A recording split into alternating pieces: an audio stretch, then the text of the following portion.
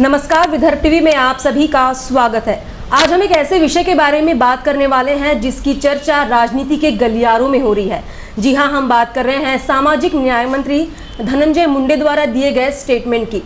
इस पूरे बात को अगर प्रकाश में लाया जाए तो सबसे पहले ये मामला सामने आया था 11 जनवरी 2021 को, जब धनंजय मुंडे ने एक स्टेटमेंट दिया था। धनंजय मुंडे ने स्टेटमेंट देने से पहले एक महिला ने उन पर आरोप लगाया था। महिला ने आरोप लगाया था कि उन पर अत्याचार किया गया है, उनका शोषण किया गया है, जिस पर सफाई देते हुए धनंजय मुंडे ने कहा कि वो महिला काफी समय से उन्हें ब्लैकमेल कर रही थी। और साथ ही उन्होंने एक बात और अपने निजी जीवन से जुड़ी हुई की कि करुणा शर्मा, ये जो महिला है, उनके साथ वो 2003 से लिव इन रिलेशनशिप में है और उनसे उन्हें 2 बच्चे भी हैं, जिन्हें धनंजय मुंडे ने अपना नाम दिया है। ये स्टेटमेंट आने के बाद एक तरह से धनंजय मुंडे की छवि तो खराब हुई है, लेकिन पार्टी पर भी कई सवाल खड़े हुए हैं। एक संवैधानिक पद पर रहते हुए इतना बड़ा स्टेटमेंट जब आता है तो जनता के बीच में बात होती है, पार्टियों में बात होती है, विपक्ष में बात होती है। और जैसे ही ये बात बाहर आई, विपक्ष द्वारा ये दबाव डाला गया कि वो अपना इस्तीफा दे और कई तरह की बातें सामने आई, जिस पर आज हम चर्चा करेंगे कि मुंडे की विधानसभा सदस्यता जो है वो रद्द होनी चाहिए या नहीं होनी चाहिए। इस पर हम बात करेंगे। हमारे साथ 3 जो मेहमान हैं इस वक्त जुड़े हुए हैं। हमारे साथ है बीजेपी से पूर्व महापौर अर्चना डेहनकर, एनसीपी से हमारे साथ है नूतन रेवतकर जी। और कानूनी पक्ष इस पूरे मुद्दे पर रखना काफी जरूरी है, तो कानूनी तौर पर क्या एक पूरा मामला जितनी संजीदगी से हम देखते हैं, तो हमारे साथ है एडवोकेट स्वाति पवनीकर मैडम हमारे साथ मौजूद है। सबसे पहले आप तीनों का बहुत बहुत स्वागत है कि आपने इतना वक्त निकाला और हमारी चर्चा में आप शामिल हुए। सबसे पहले मैं सवाल यहाँ पे करना चाहूँगी, मैं अर्चना मैडम से करना चाहूँगी। मैम, ये बीजेपी की तरफ से, जैसे कि आज भी बीजेपी महिला की ओर से यहाँ पर आंदोलन किया गया कि धनंजय मुंडे ने जो है इस्तीफा देना चाहिए, तो मैं पहला सवाल आपसे यही कहना चाहूँगी कि क्या सोचती हैं आप, जिस तरह के पूरा स्टेटमेंट उनका सामने आया है, कितना गंभीर मामला हो गया है ये, और क्या उन्होंने इस्तीफा देना चाहिए क्या? नहीं, देखिए 11 जनवरी को रेणु शर्मा जी ने ये बात कही कि सामाजिक न्याय मंत्री जी मेरे ऊपर गत 10 सालों से अत्याचार कर रहे हैं, उन पे अन्याय हो रहा है। मुझे इतना पता है, वो अगर महाराष्ट्र के प्रभावी पद पर बैठे हैं, उनका पद जो है वो सामाजिक न्याय मंत्री का है। इस विषय को ध्यान में रखते हुए मुझे लगता है कि उन्होंने अपनी नैतिक जवाबदारी समझते हुए, अभी वो महिलाओं ने तकरार की, उसमें कितना गांभीर्य है, वो पूरी तहकीकात होंगी, वो सारे विषय बाद में हम चर्चा करेंगे। लेकिन मुझे ये लगता है कि हम जिस पद पर बैठे हैं, उस पद को देखते हुए हमारी ये नैतिक जवाबदारी है कि हमने इस्तीफा देना चाहिए। और इसीलिए हमें लगा कि वो अपनी नैतिक जवाबदारी समझ रहे हैं, तो शायद 12 तारीख को 13 तारीख को खुद जाके वो इस्तीफा दे देंगे। लेकिन ऐसा नहीं हुआ। जिस महाविकास आघाड़ी को ये उन्होंने लगातार महिलाओं पे अत्याचार जो हो रहे हैं उसके विषय में उन्होंने कहा कि हम बहुत ही संवेदनशील है। अगर वो बहुत संवेदनशील है सारी विषयों को, महिलाओं के विषय में, तो उन्हीं के पार्टी के, उन्हीं की मंत्रिमंडल में अगर किसी व्यक्ति पे इस तरीके का एलिगेशन आता है तो मुझे लगता है उन्होंने भी उन्हें इस्तीफा मांगना चाहिए था। लेकिन ये महाराष्ट्र की जनता का दुर्दैव है कि जिस पार्टी आज धोखे से बैठी है, उनसे अभी अपेक्षा जनता क्या करने वाली है। मतलब आपका मानना है कि खुद से आके उन्होंने इस्तीफा देना चाहिए। इस बारे में हम एनसीपी से हमारे साथ नूतन रेवतकर मैम, उनसे पूछना चाहूँगी मैं कि जिस तरह का स्टेटमेंट पास हुआ है उससे धनंजय मुंडे, इनकी छवि तो खराब हुई है, पार्टी की छवि पे भी बहुत बड़ा दाग लगा है। क्या लगता है आपको कि इस तरह का एक संवैधानिक पद पर रहते हुए एक जो खुलेआम स्टेटमेंट दिया, अभी ये जब उन्होंने कहा कि मैं 2003 से, मतलब लगभग 17 सालों से लिव इन में थे, ठीक है, महिला ने जो उन पे आरोप लगाया उस पर एक जांच का विषय है, लेकिन उनकी दो संतानें, इसके बारे में जो उन्होंने खुलेआम कहा, क्या लगता है आपको कि एक व्यक्तित्व के तौर पर किस तरह की छवि निर्माण हुई है उनकी? सबसे पहले तो मैं एक महिला होने के नाते महिला के विषय पे अगर कुछ बात आती है तो बलात्कार या बलात्कार जैसे इसका मैं कभी भी समर्थन नहीं करूँगी। रहा सवाल धनंजय मुंडे जी का, तो मेरा कहना यह है भारतीय जनता पार्टी को कि जिनके घर कांच के होते हैं उन्होंने कभी भी दूसरे के घरों पे पत्थर नहीं फेंकना चाहिए। इसके पहले अगर आप देखते हो तो मेरे पास में रिकॉर्ड है कि इनके कई लोगों पे बलात्कार, जैसा शिक्षिका के ऊपर चिपळूण में जो भाजपा के मुख्य प्रवक्ता और तब के मतलब तत्कालीन अध्यक्ष मधु चौहान जो थे, उन पर भी एक शिक्षिका का बलात्कार करने का गुनाह दाखिल हुआ था। तब ये भारतीय जनता पार्टी कहाँ गई थी? तब इनकी सरकार थी। इन्होंने उनका राजीनामा क्यों नहीं मांगा या उन्होंने खुद होकर राजीनामा क्यों नहीं दिया? उसके बाद में जो विनोद शेलार, इनके ही बीजेपी के नगर सेवक, उनके भी ऊपर मतलब विनय भंग किए का गुनाह दाखिल हुआ था। उसके बाद में भाजपा युवा मोर्चा के तत्कालीन विद्यमान मुंबई के शहराध्यक्ष गणेश पांडे जो है, उन्होंने तो अपनी सहकारी को मतलब रूम में जाकर उसका विनय भंग किया। तो ये जो बता रही है कि वो नहीं, यही है कि ऐसे नहीं, देखिए मुझे लगता है कि अगर हम आज धनंजय मुंडे का राजीनामा मांग रहे हैं, एक महिला होने के नाते ठीक है, मैं इनके मत से सहमत हूँ, लेकिन उनके ऊपर जो आरोप लगे वो प्रूफ हुआ है क्या? ये प्रूफ नहीं हुआ। आज देखिए मैंने शुरू में ही ये कहा है, माननीय ताई को मैं बताना चाहूंगी कि मेरा शुरू में ही ये कहना है, जैसे आप नाम गिनवा रही हो, उन नामों के उस समय जब हुआ था उन्होंने खुद होके अपने बाजू में वो हट गए थे। जहां तक के राम कदम और जिनकी बात आप कर रहे हैं वो खुद पक्ष से बाजू में हट गए थे, इस्तीफा दिया था, है ना?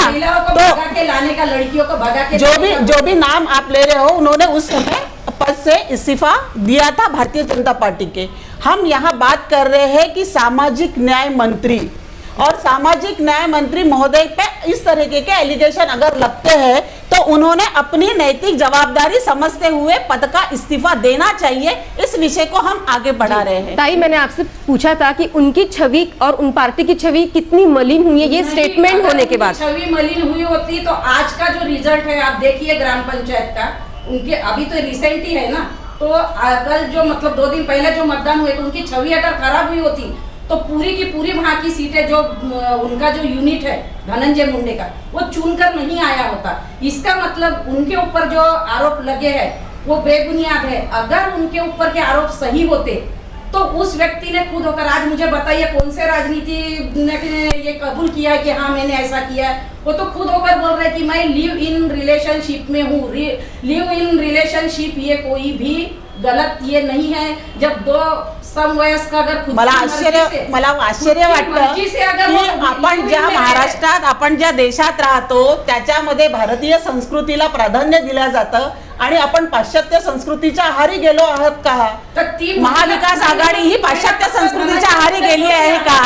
याचं 2 मिनिटं आपण भान ठेवावं की भारतीय संस्कृतीमध्ये एक विवाह याला संमती देणारा देशामध्ये आपण या भारतात राहतो आणि लिव्हिंग रिलेशनशिपला आपण प्राधान्य देतो आहे। आजच्या युवकाला आपण कुठे नेतो आहे याचा तरी आपण थोडा विचार करावा की तो व्यक्ती स्वतः कबुली देत आहे ना। आता अनेक राजकारणी असे आहेत ज्यांचे असे कित्येक असतील पण ते हिम्मत नाही करत ते दाखवत। त्यांनी तर ती हिम्मत दाखवलेली आहे धनंजय मुंडे जी। यहाँ पे उन्होंने खुद ये बात कबूली है, लेकिन एक बात सामने आई है कि लिव इन में रहने के बाद इस रिलेशनशिप में 2003 से वो रह रहे थे। इस बारे में हम जानकारी लेंगे हमारे साथ, जैसे कि मैंने कहा कि स्वाति पवनीकर एडवोकेट है हमारे साथ, कानून की जानकार है। ताई, मैं आपसे पूछना चाहूंगी कि एक संवैधानिक पद पर रहते हुए एक लिव इन रिलेशनशिप में वो है, उनके मंत्री पद को किस तरह का मतलब धोखा हो सकता है, या फिर शादी के बाद एक आदमी कहे लिव इन रिलेशनशिप में रह सकता है क्या? कानूनी तौर पे इस पे क्या बंधन है, क्या बताना चाहेंगे आप? देखिए, हमारे कानून में अभी तक लिव इन रिलेशनशिप की ऐसी कोई डेफिनेशन नहीं है। सुप्रीम कोर्ट ने, ऑनरेबल सुप्रीम कोर्ट ने अपने जो भी आज तक के जजमेंट्स आए हैं उसमें स्पेसिफिकली ये मेंशन किया है कि there is no specific definition in law for live in relationship. तो वो प्रपोज भी नहीं करते और उसको निगलेक्ट भी नहीं कर रहे हैं। लेकिन आज तक जो समाज व्यवस्था का एक नया अंदाज़ देखा जाए तो इस तरीके के कपल जो पहले शादी के पहले लिव इन रिलेशनशिप में रहकर एक दूसरे की कॉम्पिटेबिलिटी देखना चाहते हैं, उनके लिए कानूनन तौर पे कुछ उनको जो प्रोटेक्शन देना चाहिए उसके बारे में ही जजमेंट्स आए हैं। अभी धनंजय मुंडे जी का जो है वो एक मैरिड आदमी है और एक बीवी होने के बाद अगर आप लिव इन रिलेशनशिप में रहते और वो भी सामाजिक न्याय मंत्री के पद पे होके, तो मुझे ऐसे लगता है कि कोई भी इंडिया अपना भारतीय लॉ व्यवस्था कोई भी उनको उनका ये इस तरीके का बर्ताव प्रपोज नहीं करेगी। उनको इसमें कहीं पे भी कानून का कहीं सहाय मिलेगा ऐसा मुझे नहीं लगता। नहीं, सामाजिक न्याय मंत्री वो अभी हुए हैं, बराबर है। इसके पहले ना मंत्री थे ना कुछ भी नहीं थे अभी, और उनका जो 2003 से आए ना वो लिव इन में, और वो लेडीज ने ना उन पर एलिगेशन किया ना उनकी पत्नी ने। इसमें अगर देखा जाए तो पत्नी ने ये करना चाहिए, उसके ऊपर विरोध करना चाहिए, आक्षेप लेना चाहिए। सुरुवातीलाच आपसे एक सवाल, चुनाव आयोग से उन्होंने ये जानकर, जब उन्होंने खुद ये बात कबूली है कि करुणा शर्मा इस महिला के साथ लिव इन में रहते हुए उन्हें 2 संतानों की उत्पत्ति हुई है, ऐसे में जब उन्हें उन बच्चों को उन्होंने अपना नाम भी दिया है, मुंडे परिवार का उन्होंने नाम भी दिया है, लेकिन चुनाव आयोग से उन्होंने ये जानकारी छुपाई है, अपने सिर्फ 3 ही बच्चों की जानकारी थी। तो इसके ऊपर आप क्या कहेंगे? क्योंकि जिस लीगल जो शादी हुई है चुनावी इसमें प्रतिज्ञा पत्र में जो बीवी है, क्योंकि इनके जो लिव इन है ये लीगल नहीं है ना। एक जब बीवी है तो दूसरी बीवी वो कायदेशीर कहीं भी ये नहीं रहती है, वो बीवी नहीं लिव इन में खुशी से रह रही है, और उन्होंने उन बच्चों को अपना नाम दिया, ये भी बहुत बड़ी बात है। लेकिन हम तो देखते हैं कि अनेक राजकारणी लोग बच्चे हो जाते ये कर देते और महिलाओं को दुत्कार देते हैं, ना नजदीक करते ना बच्चों को नाम देते, यहाँ तक कि मरवा देते हैं लड़कियों को। तो उनमें वो भी इंसानियत है कि उन्होंने बच्चों को अपना नाम दिया है, और कहीं ना कहीं उन्होंने वो जो करुणा शर्मा है महिला, उसको उन्होंने सपोर्ट किया है, एक उसको यूज करके यूज एंड थ्रो वाला काम उन्होंने नहीं किया है जैसे बाकी राजकारणी करते हैं। मैम, यहाँ पे एक ताई ने यहाँ पे बात की थी कि लिव इन में रहने के बाद जो बच्चे होते हैं कानूनी तौर पे उनका दावा नहीं होता, आप कानूनी तौर पे उस पे क्या कहेंगे, कितना प्रकाश डालेंगे? बिल्कुल होता है। वो लिव इन रिलेशनशिप में जिस लड़की के साथ रहते हैं उसका कोई कानूनन तौर पे दावा नहीं होता, जैसे कि मेंटेनेंस है, बाकी उनके कोई अधिकार है वो उसको लेडी को नहीं मिलेंगे। लेकिन जो भी बच्चे out of that relationship are born, they are having their claim, legal claim upon their father. So मुंडे जी को ये डिक्लेयर करना चाहिए था कि वो 2 बच्चे और उनके जो 3 बच्चे हैं, ऐसे 5 बच्चे, ये बात उन्होंने छुपाई है, तो ये जरूर गैर कानूनी है। नाही, मला या ठिकाणी म्हणजे खरं तर आश्चर्य वाटत आहे की महिलांच्या सोबत राहण्याचा दावा करणाऱ्या ताई या पद्धतीचं जे स्टेटमेंट देतात आहे खरंच आश्चर्यजनक आहे। एखाद्या महिलेने ते तिच्या सोबत राहावं किंवा लिव्हिंगमध्ये राहावं जो काही भाग असेल, परंतु सामाजिक न्याय मंत्री म्हणून जे काम करताना त्यांच्याकडे अनेक प्रकरणं अशा पद्धतीचे येतील, मग ते कुठल्या दृष्टीने त्यांच्याकडे बघणार आहेत हा सुद्धा मोठा प्रश्न या महाराष्ट्राच्या जनतेसमोर आहे। कारण अनेक महिलांच्या समस्या असतील, जनतेच्या समस्या असेल, एक सामाजिक न्याय मंत्री म्हणून त्यांच्याकडे जर अशा पद्धतीचे जर कुठले आले तर कोणाच्याकडे आशेने ते बघणार? म्हणजे जर स्वतः न्यायमंत्रींच्या बाबतीतला जीवनचरित्र जर असं आहे तर ते कुठल्या भावनेने आणि कुठल्या न्यायाने या जनतेला न्याय देणार आहेत हा मोठा प्रश्न आमच्या समोर आहे। हे आरोप केलेले नाही आहे की यांनी माझा वापर केलेला आहे की काही, करुणा शर्मानी वापर नाही म्हटलेला नाही आहे। त्याच्यामुळे जी येणारी जनता आहे त्यांच्याकडे त्यांना भीती बाळगण्याचं काही कारणच नाही आहे ना। जर करुणा शर्मानी म्हटलं असतं की यांनी माझा वापर केला आणि मला लिव्ह इन मध्ये ठेवायला बाध्य केलं आणि मला 2 मुलं जन्माला आले, करुणा शर्मानी इथे, आणि जर तिची ती बहीण जी रेणू शर्मा आहे आरोप करत आहे, तर करुणा शर्मा आता गप्प का आहे?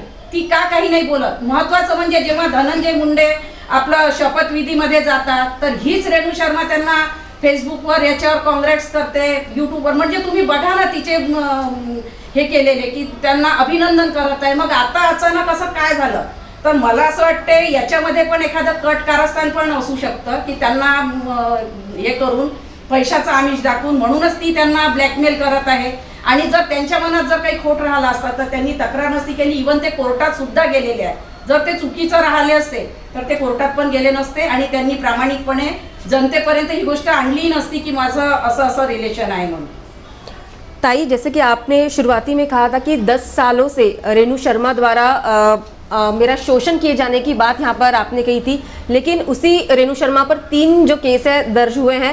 पहला केस तो बीजेपी के कृष्णा हेगड़े इन्होंने ही दर्ज किया है कि इस महिला ने मुझे भी ब्लैकमेल करके पैसे ऐंठने या फिर ब्लैकमेल करने की कोशिश की थी, और दूसरे एक विधायक है मनसे के, उन्होंने भी इस तरह की बात सामने आई। तो आपको क्या लगता है कि एक तरह की एक जो राजनेता को उभरने में 30 से 35 साल लग जाते, 25 से 35 साल लग जाते हैं, और ऐसे में अगर कोई महिला सामने से आए उन्हें ब्लैकमेल करके उनकी छवि खराब करने की बात करें, तो क्या ये जांच का विषय नहीं होना चाहिए? और नहीं देखिए, किसी महिला ने एलिगेशन लगाए हैं तो उसकी बड़े राजनेता पे अगर लगाए हैं तो निश्चित रूप से उसमें क्या तथ्य है उसकी पूरी चौकसी होना, उसका पूरा निवारण होना अत्यंत आवश्यक है।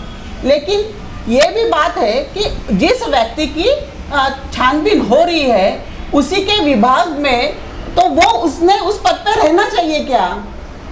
निष्पक्ष अगर उसकी तहकीकात होनी चाहिए तो उसकी यह नैतिक जवाबदारी है कि उन्होंने उस पद से हट जाना चाहिए।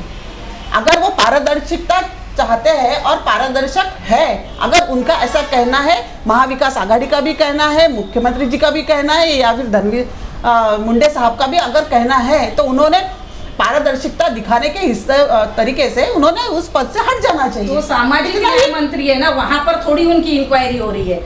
इंक्वायरी तो होंगी पुलिस डिपार्टमेंट में ही होंगी, और वो हो रही है। अगर वो दोषी निकलते हैं तो 100% जो शरद पवार जी है 100% जो भी निर्णय है वो जरूर लेंगे, इतना हमको विश्वास है। क्योंकि नहीं देखिए, इसके पहले इस देश में जितने भी राजनेताओं पे इस तरीके के एलिगेशंस लगे हैं, लगते हैं ना हर एक देश में। अभी दिल्ली में हाल ही में एक एमएलए पे जैसे लगा था, तो हमारे केजरीवाल जी ने उन्होंने उनको पद से हटा दिया था। दिल्ली में घटी हुई ये घटना है। किसने कि क्या किया, उन्होंने राजीनामा ऐसे ही कर सकते, ऐसे किसने क्या किया? नहीं, आप अगर गिनवा रही है कि भारतीय जनता पार्टी के इन नेताओं ने ऐसे किया, तो ऐसे देश में ये भी घटना है। ऐसी इस प्रकार की घटना जब घटी, नहीं इस प्रकार की घटना जब घटी तो उन्होंने राजीनामा स्वयं होकर दिया है। तो इस बात को भी आपने ध्यान में रखना चाहिए। आपने मुझे पूरे नाम नहीं गिनाने दिए, सभी ने नहीं दिया है। और तब आप भारतीय जनता पार्टी की महिलाएं कहाँ गई थी? तब आपने रास्ते पे उतरकर आंदोलन क्यों नहीं किया? भारतीय जनता पार्टी महिलाओं के विषय में बहुत ही संवेदनशील है, और इसीलिए हम ये देख रही है, इसीलिए हम देख रहे हैं कि गत 9 महीने में महिलाओं के फेवर में मैं आपके साथ में महाविकास आघाड़ी जब इस पद पर बैठी, उस दिन से आज तागायत हम गिन ले, पूरे महाराष्ट्र में शासकीय जिले 36 है, उसमें एक भी जिला नहीं छूटा जहां महिलाओं पे अत्याचार नहीं हुए। शायद हो सकता है ये विषयांतर हो जाएगा, लेकिन ये वास्तविकता है कि महाविकास आघाड़ी जिस दिन पद पर बैठी इस महाराष्ट्र में, उस दिन से आज तागायत नागपुर तक के नहीं छूटा, अमरावती कोविड सेंटर तक के नहीं छूटा जहां महिलाओं पे अत्याचार होने की घटनाएं घटी। और इसीलिए हम महिलाओं के साथ में हैं। हमने कम हो गए हैं। जब आपके गृह मंत्री देवेंद्र फडणवीस थे तो क्राइम कैपिटल करके हमारे नागपुर की छवि बन गई थी। आज कहीं ना कहीं हमारे गृह मंत्री अनिल देशमुख साहब के आने के बाद में वो छवि सुधारने का मुझे बहुत आश्चर्य हो रहा है कि 8 दिन में दिन दहाड़े मर्डर की केसेस, फिर भोले पेट्रोल पंप है, पाचपावली जैसे इलाके में दिन दहाड़े खून हो रहे हैं, ऐसी घटनाएं घट रही है। और उस समय आपका ये स्टेटमेंट बहुत ही असंवेदनशील है, ऐसे मुझे लग रहा है। जो कर रहे हैं ये डुप्लीकेसी पॉलिसी आपकी। आपसे जैसे कि बीजेपी की ओर से आंदोलन करके इस्तीफे की मांग की जा रही थी, आपसे ये सवाल पूछना चाहूंगी कि जब विरोधी विपक्ष बहुत ज्यादा अग्रेसिव होता है तो इसमें हमें देवेंद्र फडणवीस जो मुख्य नेता है उनकी भूमिका एक नजर आती है, लेकिन इस मामले में धनंजय मुंडे द्वारा इस्तीफा देना चाहिए, एक भी स्टेटमेंट हमें देवेंद्र फडणवीस द्वारा सामने नहीं आया। क्यों, क्या कहेंगे इस पर? देखिए, हमारे प्रदेश अध्यक्ष भारतीय जनता पार्टी के चंद्रकांत दादा पाटिल, इन्होंने खुद पत्रकार परिषद ली और उन्होंने कहा कि उन्होंने अपनी नैतिक जवाब, हमारी पार्टी एक लाइन पे चलती है और इसीलिए ये अगर पक्ष का विषय है तो पार्टी करके माननीय चंद्रकांत दादा पाटिल सामने आए और उन्होंने कहा कि उन्होंने अपनी नैतिक जवाबदारी समझते हुए इस्तीफा देना चाहिए। और इसीलिए उनके हमने 4 दिन राह देखी। 4 दिन में कुछ भी पार्टी के यानी महाविकास आघाड़ी के फिर पदाधिकारी है या फिर अपने महाराष्ट्र के मुख्यमंत्री जी है, उन्होंने कोई एक्शन नहीं लिया और इसीलिए हमें रास्ते पे उतरना पड़ा। नहीं, ये बात तो आपने सही कही, पर लेकिन हम हर बार देखते हैं कि जब ऐसा कोई मामला होता है तो देवेंद्र फडणवीस जी जिनकी भूमिका बहुत तमखम रहती है, बहुत अग्रेसिव तरीके से वो अपनी भूमिका रखते हैं, तो सभी को ये इंतजार था कि फडणवीस साहब आएंगे और धनंजय मुंडे इनके मामले में कुछ कहेंगे। लेकिन देखिए, उस विषय में भी माननीय देवेंद्र जी का भी स्टेटमेंट आपने देखा होगा, उन्होंने भी यही कहा है कि उन्होंने अपनी नैतिक जवाबदारी समझते हुए इस पद से हटना चाहिए और इसकी पूरी तहकीकात होनी चाहिए, इस प्रकार का स्टेटमेंट उन्होंने दिया है निश्चित रूप से। और प्रखरता से अगर बोलने की बात है तो विरोधी पक्ष नेता के तौर पे वो सभागृह में अवश्य बोलेंगे। ताई आप क्या कहेंगे? यहाँ पर मैं बीजेपी के सभी नहीं कहूंगी, कुछ ही कहूंगी, कुछ ही नेता आगे आ रहे हैं। जैसे कि आपने कहा कि दूसरों के घर शीशे के नहीं होते, इसमें यह भी मामला हो सकता है। तो मुंडे साहब के मामले में पूरी तरह से हमें उतना सपोर्ट नहीं नजर आ रहा है, आप क्या कहेंगे इस बारे में? किसका सपोर्ट नजर नहीं आ रहा? इस्तीफे की बात पूरी तरह से सामने नहीं आ रही बीजेपी की तरफ से। जब तक बीजेपी वालों को भी पता है ना, वो लड़का जो है धनंजय मुंडे जो है एक गरीबी से आए हैं। आज उन्होंने अपनी जो छवि बनाई है अपने मेहनत से बनाई है, कई बच्चियों को उन्होंने मदद की है, कहीं भी उन्होंने ऐसा गलत कुछ भी नहीं किया है। ये एक कुछ कारण हो सकता है करुणा शर्मा के साथ वाला कुछ, वो उनकी पर्सनल लाइफ है, उसके बारे में हम नहीं बोलेंगे।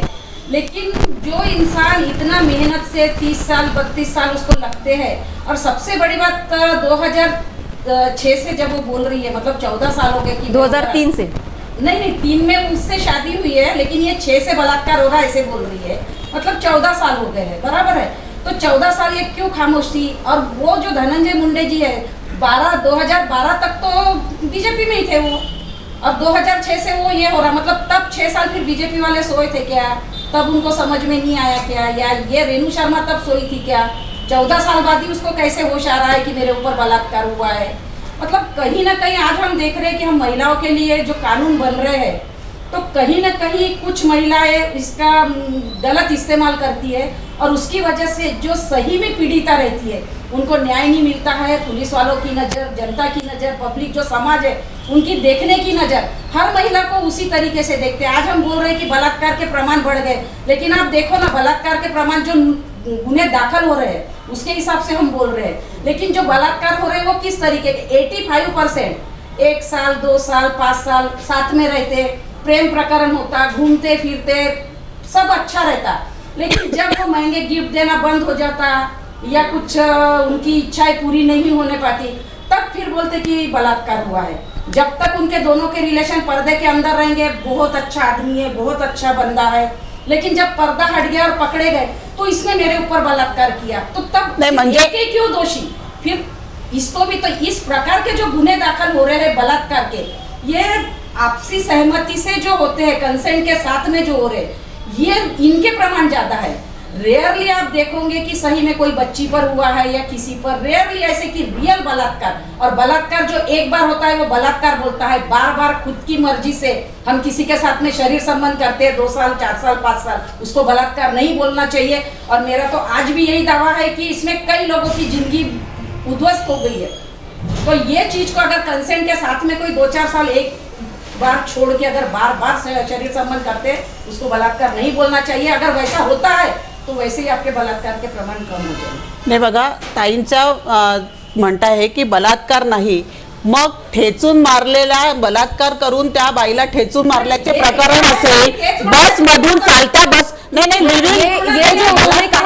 तुम्ही पूर्ण नाही आहे, मी तेच बलात्काराचे प्रकार तुम्ही सांगता की हेच प्रकार जास्त उघडकीस येतात आहे, असं तुमचं जे स्टेटमेंट आहे त्या विषयावर मी बोलते। मग महाराष्ट्रामध्ये गेल्या 9 महिन्यामध्ये जी बलात्काराची प्रकरणं झालेली आहेत त्याच्यामध्ये चालत्या बसमध्ये देखील बलात्काराच्या घटना समोर आलेल्या आहेत। बलात्कार का है जो आप कह रही है वो बलात्कार का है, पर जो सहमति से होता है, मैं ताई आपसे पूछना चाहूंगी, आप कानून की जानकार है, जैसे कि इन्होंने कहा कि जब 2 लोग सहमति से एक साथ आते हैं और उसके बाद एक रिलेशनशिप में रहने के बाद जब महिला द्वारा पुरुष पर अत्याचार का आरोप लगाया जाता है तो उसे किस कैटेगरी में देखती है आप?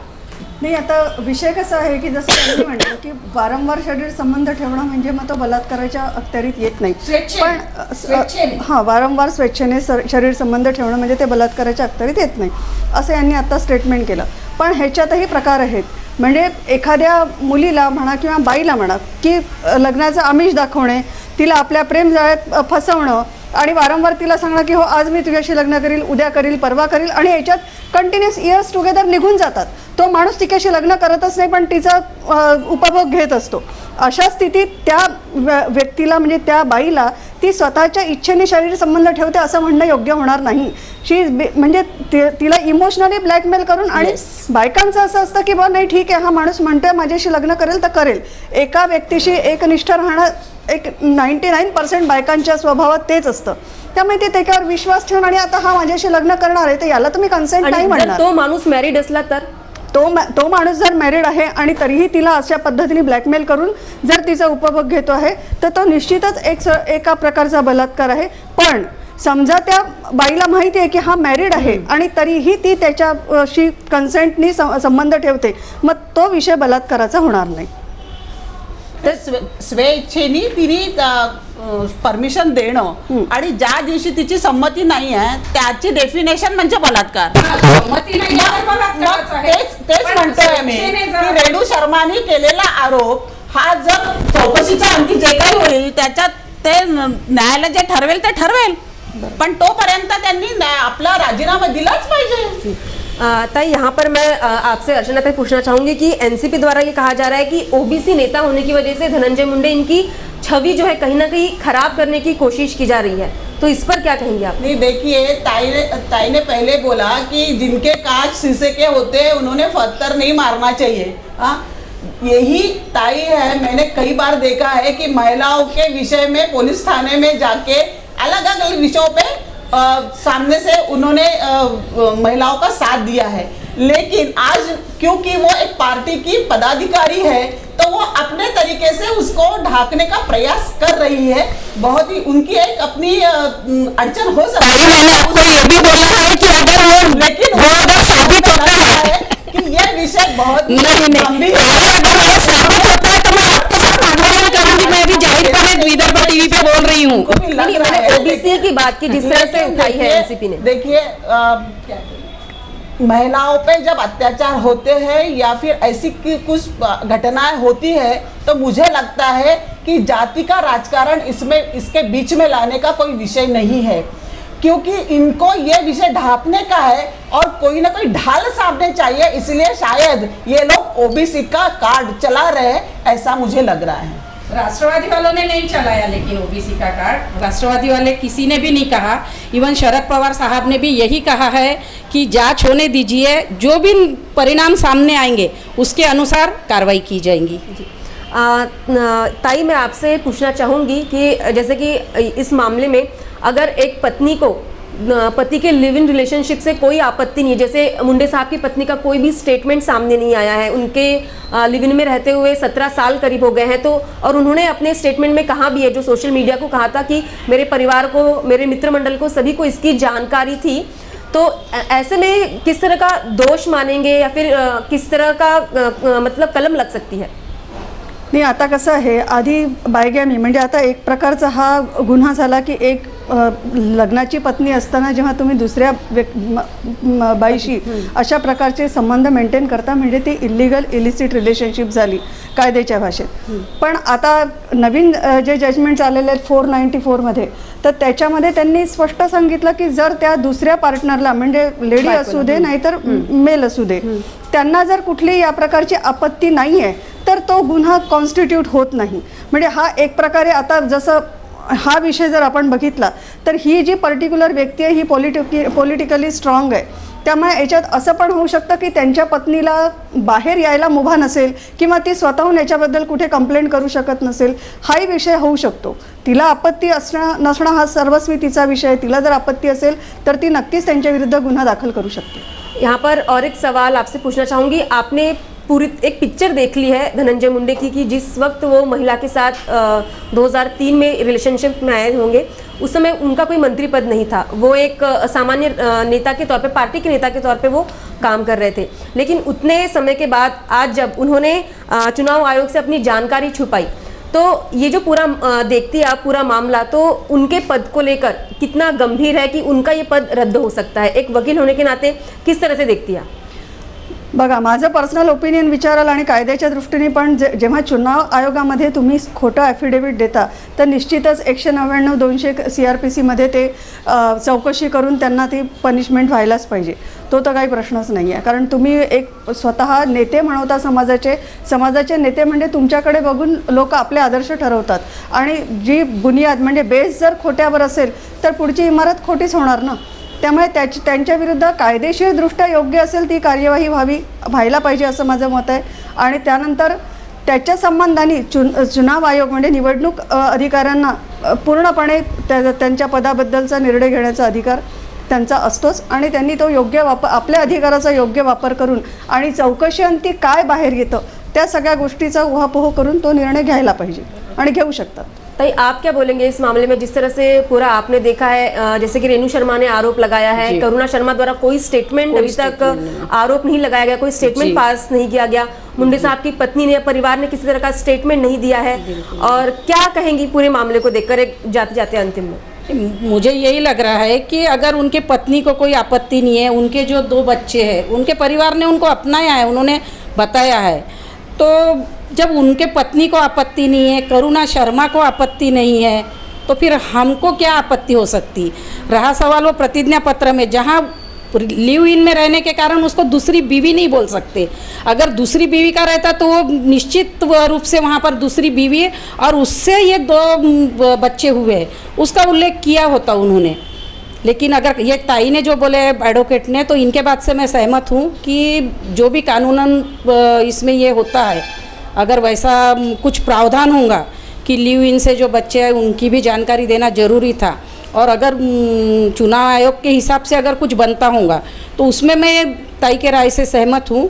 और जो भी अभी इंक्वायरी चालू है, अगर वो गलत है, उनके ऊपर जो आरोप लगाए गए हैं वो सही है, तो निश्चित रूप से विरोध में हम भी खड़े रहेंगे, क्योंकि आखिर हम महिलाओं के लिए काम करते हैं और किसी भी महिला के ऊपर बलात्कार हो या उसका कहीं भी कोई यूज़ एंड थ्रो करे, इसका मैं कभी भी समर्थन नहीं करूँगी। लेकिन मैं फिलहाल ये इसलिए बोल रही हूँ कि अभी कुछ आरोप सिर्फ किया गया है, कहीं भी उसका ये नहीं हुआ है, खुलासा नहीं हुआ है। अगर खुलासा होता है तो निश्चित रूप से हम भी इस चीज़ का विरोध करेंगे। ताई, आप क्या कहेंगी जाते जाते इस मामले में? नहीं, देखिए, अगर सामाजिक न्याय मंत्री है और उनके घर की ही महिला न्याय से वंचित है, किसी दबाव में आके वो अपना, देखिए, कोई भी महिला जो पत्नी करके, मैं भी एक महिला हूँ, पत्नी हूँ, अगर मुझे पता चलता है कि मेरे आदमी का किसी महिला के साथ में अफेयर है, तो ये बात कोई महिला सहन नहीं कर सकती। ये बात तो मैं दावे के साथ कहती हूँ, लेकिन उस पर भी कोई ना कोई दबाव है, इसलिए वो बाहर नहीं आ रही है। ये बहुत ही दुख की बात है। उन्हीं के घर में महिलाओं को न्याय नहीं मिल रहा है, वो ही न्याय से वंचित है। इस प्रकार की भावना पूरे महाराष्ट्र को दिख गई है आज, और इसीलिए मुझे लगता है कि भारतीय जनता पार्टी को आगे आना पड़ा। ये महाविकास आघाड़ी, तीनों पार्टी मिलके आज महाराष्ट्र में बैठी है, केवल मात्र अपनी कुर्सी बचाने के चक्कर में महिलाओं पे होने वाले अत्याचार को भी अनसुना अनदेखा कर रही है। सीधा आरोप मेरा नहीं, यहाँ मैं ये रोकना चाहूँगी, अगर उनकी पत्नी न्याय से वंचित है, ये आप किस बेस पे बोल रहे हो? 13 साल हो गए हैं ना उस महिला के साथ में रिलेशन में, तो 13 साल में कभी भी उनको चांस नहीं मिला उनके पत्नी को। अगर सही में उनके ऊपर अन्याय हुआ होता तो कहीं ना कहीं विरोध की होती ना उसने। कहीं भी कुछ नहीं है उसके ऊपर, कहीं कोई कमी नहीं है, कुछ भी नहीं है, तो हम कैसे? हाँ, अगर उनकी पत्नी सामने आकर बोले कि मेरे ऊपर अन्याय हुआ है, मेरे पति ने 13 साल से ये महिला के साथ में रिलेशनशिप में है और घर पर मुझ पर अन्याय करते हैं और मुझे न्याय मिलना चाहिए, मैं सामाजिक न्याय मंत्री की बीवी हूँ, ऐसा तो कहीं उन्होंने कहा ही नहीं है, तो हम कैसे बोल सकते कि उसको न्याय नहीं मिला? ते बघा, ही सामाजिक भावना आहे। 3 महिलांवर होतात आहे अन्याय, हे समाज बघतो आहे। आणि दुसरी गोष्ट म्हणजे जेव्हा आपण निवडणुकीचा ॲफिडेविट करतो, सरसकट आपल्याला पूर्ण आपली संपत्ती असेल, आपल्याला किती मुलं आहे, हे सगळं पूर्ण इतंभूत माहिती आपल्याला त्या ॲफिडेविटमध्ये द्यावी लागते। आणि म्हणून मला असं वाटतं की त्याही ठिकाणी सामाजिक न्याय मंत्री हे फेल झालेले आहे, त्याही ठिकाणी ते खोटे बोललेले आहेत। आणि त्यांनी आपल्या मुलांना धनंजय मुंडे असं नाव दिलेलं आहे, तर ते त्यांचे मुलं झाले। मग त्यांनी 3 मुलाच्या ऐवजी 5 मुलं का लिहिली नाहीत? मग त्यांनी 5 मुलं आहेत लिहायला पाहिजे होते। 2 मुलं कुठून आले ते द्यावं लागेल ना, पत्नी जेव्हा ते लिहू नाही शकत तर कसं लिहिणार? त्याचं काय? करुणा शर्मा, रेणू शर्माच्या व्यतिरिक्त ॲफिडेविट मध्ये लिहिलेल्या 5 मुलांची नावं, त्याचं काय? याच्यावर देखील मुख्यमंत्री काय ऍक्शन घेणार आहेत? ते निवडणूक आयोगाने घ्यायला पाहिजे असं मला वाटतं। निवडणूक आयोग पण घेईलच। हां, निवडणूक आयोगाने घ्यायला काय होणार आहे तुम्हालाही माहिती आहे, त्या विषयात काय होणार आहे तुम्हाला। आता तुम्ही त्या पक्षात आहात, त्याच्यामुळे तुम्हाला तुमच्या पक्षाची बाजू राखणं भाग नाही, आहे. नाही, बाजू तुमच्या अडचण मी राखणं समजू नाही, शकते. बाजू राखणं नाही आहे ते. मला एक आणखी इथे सांगायचं आहे की महिलांवरच आम्ही आता बोलत आहे. माझ्याकडे नेहमी प्रकरणं येत असतात. ताईंनी सांगितलं, अनेक वेळा मी जाते, महिलांना मदत करते. काही प्रकरण माझ्यासमोर असेही आलेले आहे जे आता रेणू शर्माचं येत आहे. तसे प्रकरण नागपुरात सुद्धा घडलेले आहे की म्हणजे एक महिला पोलिसांवर, विशेष करून फक्त पोलिसांनाच तिने टार्गेट केलेलं आहे. प्रत्येकांच्या विरोधात तशीच सेम तक्रार दिलेली आहे. मी स्वतः ते सर्व पुरावे आणणारी 4 ठिकाणी. आज तो एक PI लेवलचा माणूस 2 वर्ष झाले त्या महिलेचा, म्हणजे त्याचं आयुष्य उद्ध्वस्त झालं, पण तो PI होता, त्यांनी ते तसं करायला नाही पाहिजे होतं, हनी ट्रॅपमध्ये जायला नाही पाहिजे होतं. पण जेव्हा आम्ही ती सर्व माहिती काढली, पुराव्यासहित त्या माहितीच्या अधिकारात आम्ही काढले, त्या महिलेने 4 पोलिसांवरच सेम तक्रारी केल्या आणि पैसे घेऊन तक्रारी परत केल्या. तर असंही व्हायला नाही पाहिजे. यहाँ पर मैं ताई आपसे पूछना चाहूँगी कि जो महिलाएं देख रही हैं या फिर जिस तरह का जैसे कि ताई ने कहा कि समाज में हम देखते हैं कि महिलाओं को शादी के नाम पर फंसाया जाता है या फिर महिलाएं पुरुषों को जिस तरह से इस तरह से रिश्ते बनाने के बाद हैरेस करती है, कानूनी तौर पे क्या बताना चाहेंगी कि एक लॉ में कानूनी तौर पर किस तरह से ये पूरा मैटर ठीक बैठता है? एक संदेश क्या देना चाहेंगी एक वकील होने के नाते? म्हणजे मुंडेंच्या मॅटरबद्दल विचार नाही, ऑल ओव्हर सगळ्या मॅटरमध्ये All over. काय सांगाल आपण? हां, नाही यामध्ये कसं आहे की मॅडमनी जसं रेवतकर मॅडमनी जसं आत्ता सांगितलं की ह्या प्रकारचे एक कसं महिलांचे जेवढे कायदे येतात आहे त्याचे म्हणजे ड्रॉबॅक पण आहे आणि ते सपोर्टिव्ह पण आहे. आपली मेंटॅलिटी कशी असते म्हणजे मुळात त्या बाईची मेंटॅलिटी कशी आहे याच्याप्रमाणे ती त्या कायद्याचा वेपन म्हणून वापर करते. तर पुष्कळदा जसं मॅडमने सांगितलं की पैसा गोळा करण्याला पुष्कळशा महिला असं करतात. त्याचं असं काही नाही, म्हणजे त्यांना सपोर्ट करायला मला काहीच प्रॉब्लेम नाही या बाबतीत. पण याचबरोबर तेही खरं आहे की पुष्कळदा ती महिला खरोखर म्हणजे पीडित असते पण तिला योग्य न्याय मिळत नाही किंवा हेच लोक जी एजन्सी आहे न्याय देणारी तीच कुठेतरी तिला सप्रेस करत असते. म्हणजे या दोन्ही गोष्टी आहेत. त्यामुळे स्वतः महिलांचं सक्षमीकरण होणं या गोष्टीमध्ये आणि कायद्याचा योग्य वापर आपण आपल्या बुद्धीप्रमाणे आपल्या स्वार्थासाठी न करता योग्य त्या वेळी करणं हे केव्हाही योग्य राहील असं मला वाटतं. तो यहाँ पर ये कार्यक्रम लेने का हमारा बस यही उद्देश्य था कि जो महिलाओं की तरफ से क्या सोचती है, जैसे कि हमारे साथ बीजेपी NCP की यहाँ पर महिलाएं मौजूद थी, एक महिला एडवोकेट हमारे साथ मौजूद थी. मुंडे की विधानसभा जो सदस्यता है वो रद्द हो सकती है क्या, इस पर हमने जानकारी ली और यहाँ पर इन महिलाओं ने अपना अपना पक्ष रखा. यहाँ पर कुछ बातें खुले से सामने तौर पर आई है कि चुनाव आयोग के एफिडेविट में सबसे पहले तो ये जानकारी छुपाई गई है. वही करुणा शर्मा से धनंजय मुंडे का जो रिश्ता है वो 2003 से है, जब वो मंत्री पद पर नहीं थे और शायद उनके बच्चे भी तभी के हैं जब वो मंत्री पद के नहीं थे. ऐसे में ये मामला एक न्यायिक जांच का हो जाता है. जहाँ तक मामला है रेणु शर्मा का, तो उन पर भी 3 विधायकों ने, उनमें से बीजेपी के हैं, मनसे के ऐसे 3 विधायक हैं, उन्होंने खुद आरोप लगाया है कि ये लेडी जो है पैसों के लिए ब्लैकमेल करने का काम करती थी. ऐसे में ये बात भी बहुत तौर से स्पष्ट हो गई है. लेकिन जैसे कि शरद पवार जी ने भी कहा कि ये मामला गंभीर है क्योंकि महिलाओं से जुड़ा हुआ ये मामला है. लेकिन जिस तरह से रेणु शर्मा का मामला सामने आया तो एक जांच प्रणाली इस पर बैठनी चाहिए और इसके ऊपर न्यायिक फैसला क्या होगा ये चुनाव आयोग लेगी और न्याय प्रणाली लेगी. तो आज के इस चर्चा के विषय में बस इतना ही. नमस्कार.